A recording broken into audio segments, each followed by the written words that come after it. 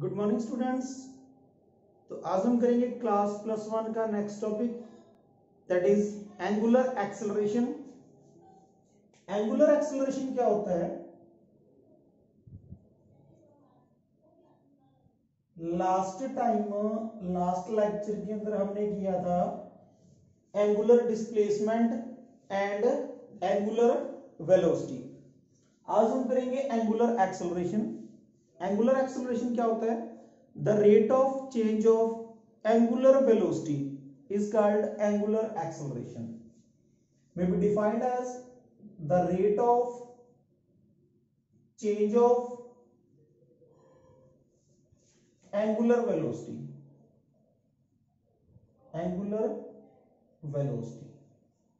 is called angular acceleration।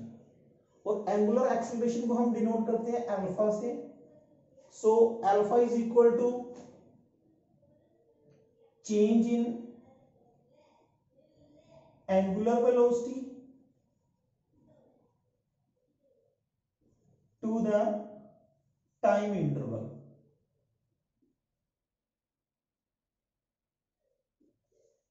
Change in angular velocity को हम denote करेंगे omega 2 minus omega 1 over T2 minus T1, और we can say that alpha is equal to delta omega over delta T.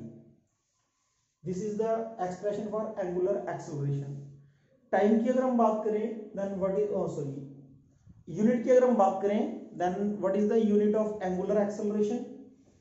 Just हम कल करके आए थे कि जो एंगुलर वेलोसिटी होती है उसकी यूनिट होती है रेडियन पर सेकंड, और नीचे फिर डिवाइड में टाइम है, टाइम मींस सेकंड। तो यहां से हमारे पास यूनिट बनेगी रेडियन पर second square. This is the unit of angular acceleration. अगर हम बात करें डायमेंशनल फॉर्मूले की, then what is the dimensional formula of angular acceleration? Radian has no dimensions, then the dimensions of acceleration is only the dimensions of time. So इसकी dimensions बनती हैं, dimensions की अगर हम बात करें, डायमेंशनल फॉर्मूले की अगर हम बात करें, देन एक्सेलरेशन, एंगुलर एक्सेलरेशन का डायमेंशनल फॉर्मूला होगा T⁻²। ओके, ये हो गया हमारे पास एंगुलर एक्सेलरेशन क्या होता है, उसकी यूनिट क्या है, उसकी डायमेंशंस क्या है। अभी हम फाइंड करेंगे relation between linear acceleration and angular acceleration. तो देखते हैं लीनियर एक्सेलरेशन और एंगुलर एक्सेलरेशन में क्या रिलेशन होता है।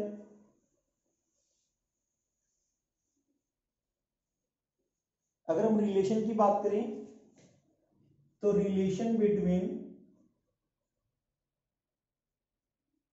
Linear acceleration A and angular acceleration, that is alpha, we know that कल ही हम करके आए हैं, हमने क्या किया था कल? Relation between linear velocity and angular velocity. उससे हमें पता चला v is equal to r omega. Okay, this is the relation between linear velocity and angular velocity. Differentiating on both side, दोनों साइड डिफरेंशिएट कर दिया हमने, इधर भी d/dt लगा दिया और इधर भी हमने d/dt लगा दिया r ओमेगा। इधर बना हमारे पास dv/dt, इधर बना r कांस्टेंट होता है, r इज द रेडियस, और रेडियस कांस्टेंट होता है तो रेडियस को बाहर निकाल लिया, ये बना हमारे पास d⁻/dt।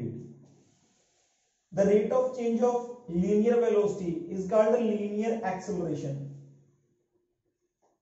is equal to r, the rate of change of angular velocity is called angular acceleration, that is alpha. So this is the relation between linear acceleration and angular acceleration. तो ये जो कंसेप्ट था ये angular acceleration का था। हमने angular acceleration का relation निकाल लिया विद द लीनियर एक्सेलरेशन। इसके बाद हम बात करते हैं सर्कुलर मोशन की। पहले हम बात करते हैं यूनिफॉर्म सर्कुलर मोशन। हम सर्कुलर मोशन को यूनिफॉर्म कब कह सकते हैं? सर्कुलर मोशन की बात करते हैं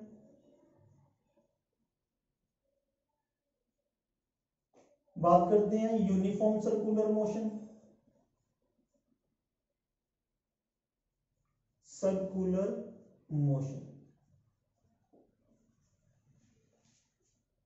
किसी भी सर्कुलर मोशन को हम यूनिफॉर्म कब कह सकते हैं?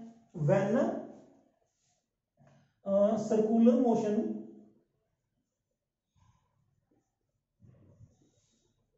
is said to be uniform if speed of the body during circular motion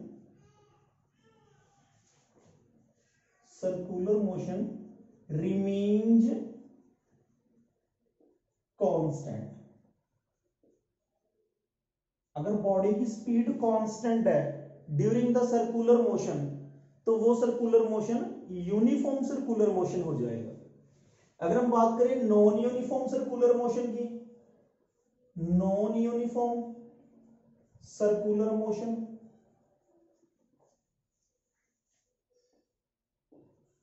तो नॉन यूनिफॉर्म कब होगा? जब उसकी स्पीड कांस्टेंट ना हो। Circular motion is said to be non uniform if speed of body during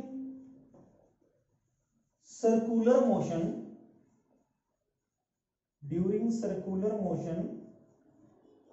is not constant। अगर speed constant नहीं है तो नॉन यूनिफॉर्म है, अगर स्पीड कांस्टेंट है तो यूनिफॉर्म है। इसके साथ हम बात करते हैं अब जब कोई बॉडी रोटेट करती है, यू नो स्टूडेंट्स, जब कोई बॉडी सर्कुलर मोशन के अंदर है तो एक बॉडी मान लो यहां से चलना शुरू करती है ए पॉइंट से, वो क्लॉकवाइज या एंटी क्लॉकवाइज कैसे भी चलती है, यहां से चल के वो दोबारा ए पॉइंट पे आती है, या वो क्लॉकवाइज चलती है तो यहां से चल के दोबारा यहां पे आती है। तो एक रेवोल्यूशन कंप्लीट हो जाता है, एक चक्कर पूरा हो जाता है। तो उसको जितना टाइम लगता है to complete one revolution, that time is called time period. उसको हम कहते हैं टाइम पीरियड। टाइम पीरियड होता है, इसको हम कैपिटल टी से ही डिनोट करते हैं, the time taken by the body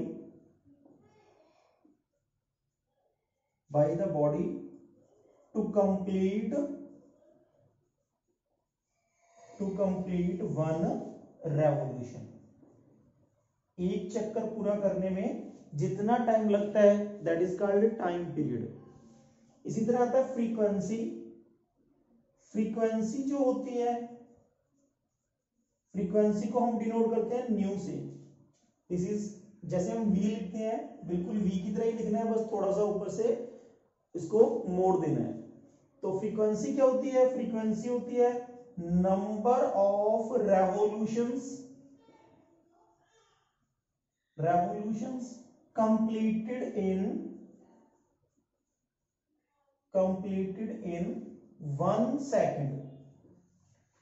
एक सेकंड के अंदर बॉडी कितने चक्कर कंप्लीट कर लेती है? एक बॉडी जो है रोटेट कर रही है क्लॉकवाइज या एंटी क्लॉकवाइज, तो एक सेकंड के अंदर वो अपने कितने रेवोल्यूशंस कंप्लीट करती है, that is the frequency of body.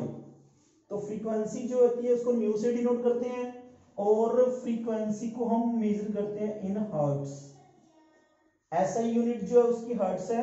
अगर इसको हम पूरा लिखें तो हर्ट्स की स्पेलिंग होती है HERTZ, और इसको हम शॉर्ट में लिख देते हैं hz हर्ट्ज। अब हम बात करते हैं कि रिलेशन क्या होता है टाइम पीरियड और फ्रीक्वेंसी में। फ्रीक्वेंसी और टाइम पीरियड के अंदर जो रिलेशन होता है, time period and frequency are inverse two each other, एक दूसरे के इनवर्स होते हैं। वो टाइम जो होता है वो 1/, फ्रीक्वेंसी होता है, और फ्रीक्वेंसी जो है वो 1/, टाइम होता है। ऐसे भी लिख सकते हैं nu is equal to 1/t। This is the relation between time period and frequency. अभी हम बात करते हैं relation between angular velocity, time period and frequency.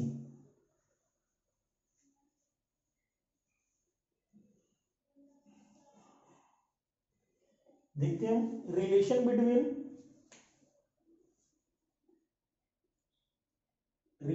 Between angular velocity. Angular velocity को हम डिनोट करते हैं ओमेगा से। टाइम पीरियड को हम डिनोट करते हैं टी से, और फ्रीक्वेंसी को हम डिनोट करते हैं न्यू से। इनके अंदर हमने रिलेशन निकालना है। ओके, देखो जो हमारे पास रिलेशन है, हमें पता है we know that omega is equal to displacement upon time. यही होता है, angular velocity is the displacement per unit time. अब देखिए स्टूडेंट्स, जब कोई बॉडी अपना एक रेवोल्यूशन कंप्लीट करती है, उसने अपना पूरा एक रेवोल्यूशन कंप्लीट कर लिया, तो एक रेवोल्यूशन कंप्लीट करने में उसको कितना टाइम लगता है, टाइम पीरियड लगता है उसको, जिसको हम कैपिटल टी से डिनोट करते हैं। और जब एक बॉडी पूरा रोटेशन कंप्लीट कर लेती है, तो उसने कितना डिस्प्लेसमेंट कवर कर लिया in the form of angle. एक बॉडी यहां से चल के दोबारा यहां पे आ गई, तो उसने एक पूरा सर्कल बना दिया, और सर्कल के अंदर टोटल एंगल कितना होता है 2 पाई। तो यहां से हम कह सकते हैं कि omega is equal to 2 pi over t होता है। और जस्ट मैंने आपको अभी बताया कि 1/t जो होता है 1/t is equal to new. तो यहां पे हम लिख सकते हैं omega is equal to 2 pi nu. This is the relation between angular velocity, time period and frequency. तो ये जो टॉपिक आज हमने किया है angular acceleration and circular motion का, आई होप आप लोगों को समझ में आ गया होगा। अगर इससे रिलेटेड आपकी कोई प्रॉब्लम हो तो आप मेरे से पूछ सकते हैं। Thank you.